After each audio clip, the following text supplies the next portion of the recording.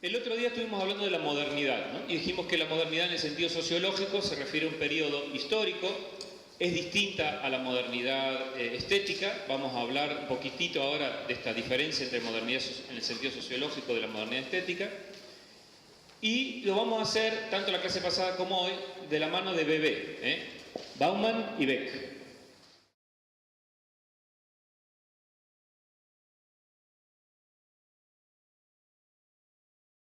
Bauman es de 1925, polaco, está vivo. Les dije, no voy a poner ahora ningún video para poder condensarme en la clase, pero incluso en la clase práctica, si quieren buscar un video y mostrar, o si quieren ver ustedes, hay entrevistas realmente interesantes sobre temas de actualidad. Por supuesto, los suplementos de cultura siempre ponen algo de él, siempre ponen alguna cosa interesante. Él ha hecho famoso la expresión sociedad líquida, modernidad líquida, amor líquido, trabajo líquido, etcétera, etcétera. La expresión líquido, que es una expresión que ya utilizó, que ya venía por lo menos de la época de Marx, digamos, hablando de cómo la sociedad ya no tiene unos parámetros fijos, duros. Entonces la metáfora física, la metáfora de la liquidez como metáfora física, opone lo duro, lo sólido, de un tipo de modernidad que sería la del siglo XIX, a una modernidad que es la de finales del siglo XX, que es una modernidad cuyos límites estarían diluidos. Estaría diluido el límite del varón y de la mujer, que es ser varón, que es ser mujer. Estaría diluido el límite de qué es ser trabajador. Estaría diluido el límite de la identidad. Es decir, estarían los límites que tan claramente definían en la modernidad clásica a los actores sociales, a los sujetos y a las propias instituciones, estarían en cuestión, estarían en cuestionamiento. No por su crisis, sino porque sus definiciones fueron insuficientes. Bien, tienen explicado entonces un poco que polaco, les dije el otro día, está viudo, escapó de Polonia, pero hizo toda su vida, prácticamente toda su vida académica en Inglaterra. Tiene unos libros publicados que ya han sido traducidos, pero que estaban en polaco al principio. Tuvo premios importantes, como el Príncipe de Asturias. Bien, tiene todo su chisme aquí, que les recomiendo que lo miren. Y quería ver algunas fotitos. Bueno, tiene la bibliografía esta está bastante actualizada. Los premios. Y entonces tienen aquí, bueno, si pueden ver acá la foto de él, fuma pipa. Hay múltiples conferencias, a pesar de la edad sigue estando activo en conferencias, en entrevistas.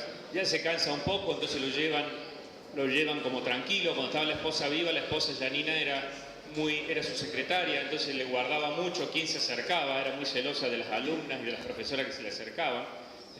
Esto es un poco de chisme, pero era interesante verlo, como era el clásico intelectual, totalmente abocado a su trabajo intelectual, digamos, y que realmente tenía gente alrededor que lo protegía, ¿no? Que lo cuidaba y que ahí estaba.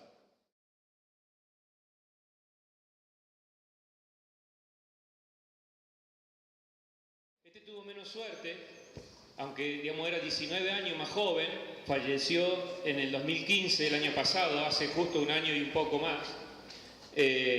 También hizo todo su alemán, hizo gran parte de su carrera en Inglaterra también, y en 70 años, bien. Bueno, y también pueden verlo bien este artículo, como ven, es un artículo que tampoco está objetado, así que en principio estaría bien, estaría correcto. Bien, esto es chisme, esta es la primera parte de chisme que tenemos que contar, simplemente para ver quiénes son.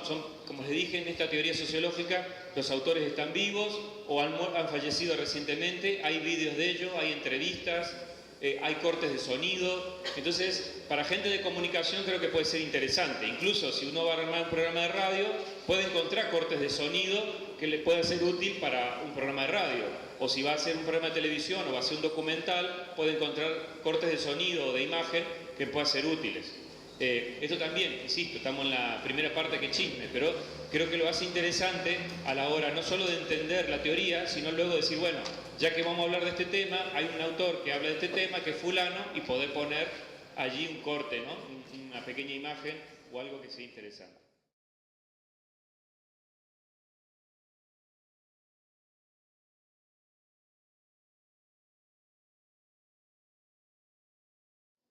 Bauman hizo casi toda su vida universitaria en Leeds, ya hace muchísimo que está jubilado. Tiene muchísimos libros, muchísimos. Por ejemplo, si le interesa leer algo sobre el amor, la pareja, etc., tiene un libro que se llama Amor Líquido, que es realmente interesante sobre cómo se han modificado los límites de la identidad, digamos, sexual, los límites de la identidad afectiva, los límites de la pareja, etcétera, etcétera.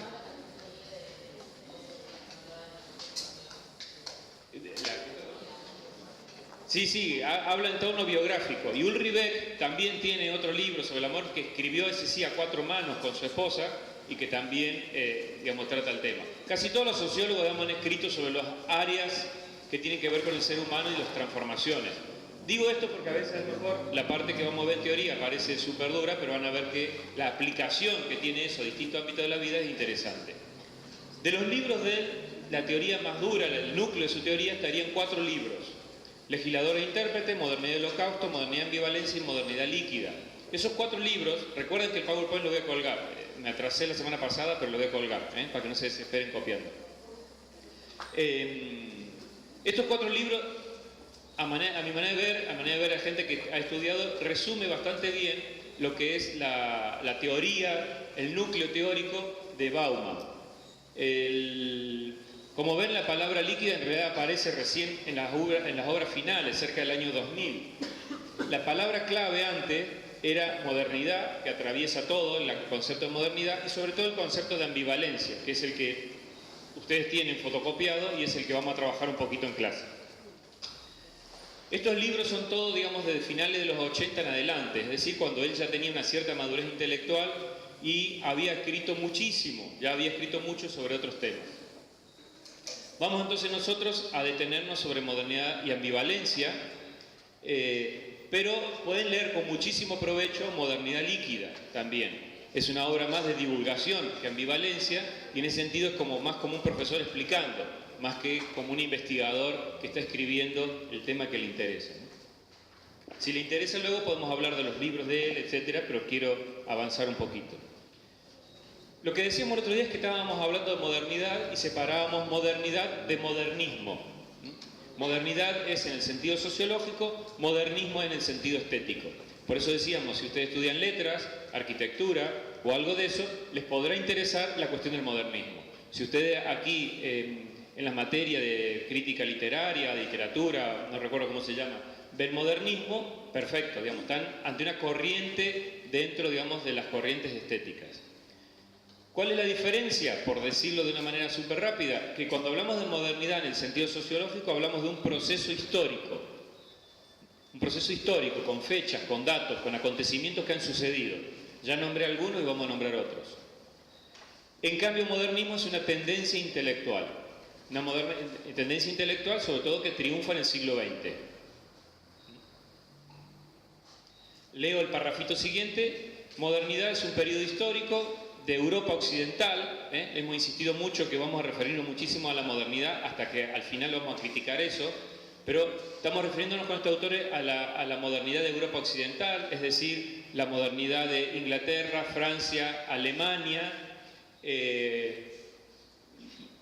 como satélite estarían los países Luxemburgo, Holanda, etcétera, etcétera, y América, Estados Unidos de América. Entonces, por eso decimos que es una modernidad euroamericana. Europa occidental, nos referimos a cambios socioestructurales, estructura de la industria, estructura de la familia, estructura de las instituciones, transformaciones intelectuales, es decir, formas de ver el mundo, formas de ver la ciencia, formas de ver la realidad. Nos referimos al proyecto cultural, la ilustración, ya vamos a hablar más en detalle, y a la sociedad que se construye con todo esto, que es la sociedad que podemos llamar la dialéctica capitalismo/comunismo. Es decir, nos referimos a un conjunto de cuestiones que tienen una dimensión histórica. Cambios socioestructurales. Como saben, la modernidad, ya lo comentamos en la clase pasada, es, digamos, la sociedad que surge de esa Edad Media, que todavía era casi artesanal, como una sociedad industrial, el concepto, digamos, de los telares y de la industria se convierte en clave como corazón de una serie de modificaciones que tienen que ver, por ejemplo, con la configuración de las ciudades. Como saben, digamos, hasta que no llega la industria, las ciudades están más o menos equilibradas con el campo. Al establecerse las industrias en los campos, se llenan las ciudades, piensen sobre todo en Inglaterra, y se reconfigura la ciudad tal como se conocía. Las industrias se llenan de gente, se automatiza, piensen que no hay ningún derecho del trabajador, se sabe qué significa ser trabajador ni nada, es decir, que trabajan hombres, mujeres y niños, trabajan por igual, unas 70 horas a la semana. Es más, las primeras regulaciones, por ejemplo, del trabajo infantil, sugieren que no trabajen los niños más de, bueno, que sean mayores de 8 años y que no trabajen más allá de 50 horas, como una recomendación así de avanzada. Es decir, estamos ante un proceso de transformación radical. Tampoco era tan extraño, porque en el campo los niños trabajaban. Es decir, la idea de trasladar el niño trabaja en el campo, va a la industria, hoy nos parece horroroso, pero bueno, en parte se tenían niños porque los niños eran la forma de que lo sostenían a uno en la vejez. Es decir, tenían una función específica también la niñez, ¿no? Que era, digamos, la de sostener a la población más vieja, gastada, etcétera, para defenderla. Por eso, por ejemplo, a los niños, sobre todo los varones, se los ponía como en varios niveles. El mayor era el que probablemente se iba a quedar con la hacienda, la casa paterna y todo lo demás. El segundo iba a ir al ejército o a ser cura, y depende de qué elija, le tocaba al tercero algo parecido. Y las mujeres se iban porque se casaban y tenían que ir a otra casa, ¿no? Tenían que ir a la casa del marido.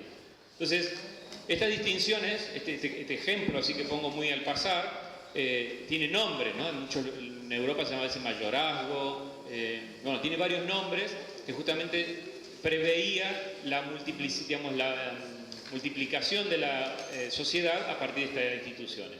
No es extraño entonces que al convertirse la ciudad en el centro económico, digamos, se trasladen estos conceptos a la sociedad industrial. Entonces todo lo que nos escandaliza hoy, y que tiene que escandalizarnos evidentemente, en aquel momento no era más que el traslado de unos hábitos y unas formas de ser sociedad que tenían que ver con el campo. Esos cambios estructurales, insisto, entonces, industria, la ciudad, el cambio de equilibrio entre la ciudad y el campo, y por supuesto, al estar en la ciudad, el surgimiento de un nuevo sujeto que era el habitante de la ciudad, el citadino, o dicho en términos más latinos, el burgués. Es decir, el burgués, el citadino, el que vivía en la ciudad, es una persona nueva que ya no tiene ese contacto, digamos, con el mundo natural, sino que lo que le interesa es ver cómo, digamos, desde el punto de vista económico, convertirse en un actor social que producía dinero de otras maneras. Por ejemplo, intercambiando cosas. Ya no producía dinero plantando, sembrando, alimentando animales o produciendo bienes agrícolas, sino que producía dinero cambiando cosas. Entonces tenía una silla por otro elemento. Es decir, aparece el burgués con una vida económica diferente, que ya existía también, porque el mercado medieval es un mercado de intercambio, pero aparece como de manera sistemática. Los prestamistas que ya existían ya se van convirtiendo lentamente en bancos, con una cantidad de dinero mayor. Es decir, hay una gran transformación radical de la ciudad y de los habitantes, y emerge la figura ya no del campesino, el siervo y el señor feudal, la iglesia católica o el soldado, sino aparece esta nueva persona que es el burgués, el que se ha criado en la ciudad, maneja los códigos de la ciudad y tiene otro tipo de aspiraciones. De hecho, digamos, ya han estudiado Marx, digamos, lo que el hombre burgués revoluciona es que dice, bueno, yo lo que quiero es, digamos, en esta sociedad reinar porque soy el que manejo todo, ¿no? Y el capitalismo es en el fondo una revolución burguesa, una revolución que tiene que ver con la transformación del citadino. Digo la palabra citadino porque a lo mejor la palabra burgués todavía está connotada de otra manera, pero es sinónimo, ¿no? Es decir, el habitante de la ciudad o el burgués, habitante del burgo.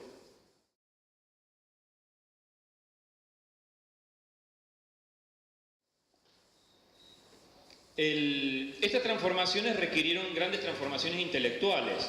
Y entonces tenemos, por ejemplo, el romanticismo, ¿no? Es decir, el romanticismo es en algún sentido el triunfo del yo. Es decir, aparece, no sé, un Rousseau, aparecen, digamos, unos ensayistas franceses que vienen a decir lo que yo pienso vale y lo que yo pienso lo pongo por escrito. Y nace, por ejemplo, un género literario tan subjetivo como el ensayo. Desde este punto de vista, estas transformaciones filosóficas transforman radicalmente a partir de la idea de pienso, luego existo, de Descartes, a partir de la idea de lo claro y lo distinto, para seguir con Descartes, o a partir de lo que decíamos de Kant, del atrévete a saber. Es decir, la idea de que lo que sabemos, lo sabemos porque contrastamos, lo sabemos porque pensamos, lo sabemos porque tenemos una capacidad, independientemente de que la Iglesia o cualquier otra autoridad, el rey o quien sea, nos diga qué es lo que hay que pensar. Por eso, en el fondo también de estas transformaciones intelectuales, digamos, en la base, no en el fondo, o en el fondo en el sentido de base, está la Reforma Protestante. Diciendo en el fondo, digamos, lo que está diciendo la Reforma Protestante es, ahí está la Biblia, Dios nos habla por la Biblia, pero no necesitamos intermediarios. La Biblia me habla a mí. No es que le habla primero el cura para que el cura me traduzca, sino que me habla a mí. Ese concepto que parece casi tan secundario, digamos, es el que, para usar una palabra actual, va empoderando a los sujetos que dicen, bueno, no, yo puedo leer la Biblia. Y no solo la puedo leer, sino que el hecho de que esté traducido a mi idioma, recuerden que la Biblia era en latín y había que saber latín para leerlo, el hecho que esté en alemán, el hecho que esté en francés, hace que yo pueda acceder, o inglés, hace que yo pueda acceder directamente a la palabra de Dios. Entonces Dios me habla a mí. Entonces, digamos, la idea de que tenemos conciencia, en el fondo es la idea de conciencia tal como la manejamos hoy, digamos, es una de las grandes consecuencias también de la Reforma Protestante, que empodera, para repetir la palabra que odio, pero que es muy actual, empodera al sujeto diciéndole, no, directamente habla con Dios, no hace falta que vayas al intermediario. Bien, ese es otro elemento, digamos, de esa transformación que está en la base. Y si a eso le agregamos que los libros se empiezan a multiplicar y la gente empieza a leer lentamente, porque todavía la lectura no es algo, digamos, siglo XVI, recién XVII no es tan avanzado, no es tan popular, tenemos que el sujeto empieza, digamos, lo que empieza a crecer con la modernidad es lo que pasa en el interior del sujeto. La conciencia de que tengo posibilidades, de que puedo leer, de que puedo directamente hablar con Dios, de que puedo perfectamente pensar por mí mismo, de que puedo fundamentar el conocimiento en lo que yo pienso, veo, contrasto. Es decir, que es una revolución realmente profunda, sociológica, pero también antropológica. Y por eso tenemos el proyecto de la Ilustración, ¿no? Todo esto que estoy contando es el proyecto de la Ilustración, en el fondo lo que conocemos como Ilustración. Es decir, el proyecto que viene, como lo decíamos en la clase pasada, a partir de esta conciencia de que la razón es la que lo ilumina todo. La metáfora de la luz de la razón se convierte en esto como en el mejor momento para poder entenderlo.